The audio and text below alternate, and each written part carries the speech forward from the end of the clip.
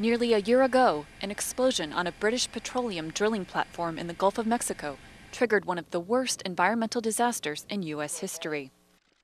These are the tar balls that they're talking about.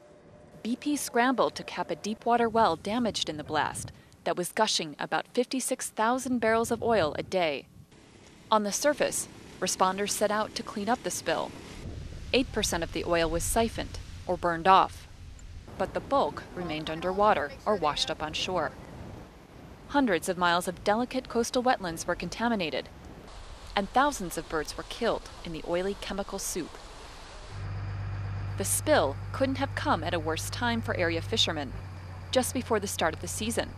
Authorities banned fishing in a third of U.S. waters, and the local economy ground to a halt.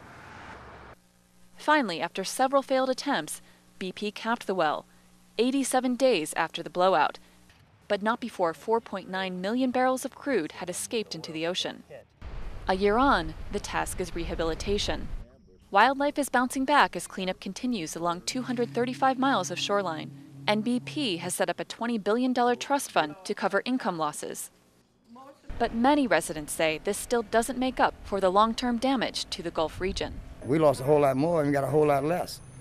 And scientists say they won't know what effect the millions of gallons of oil and chemical dispersants used in the cleanup will have on fish stocks and other wildlife for several years.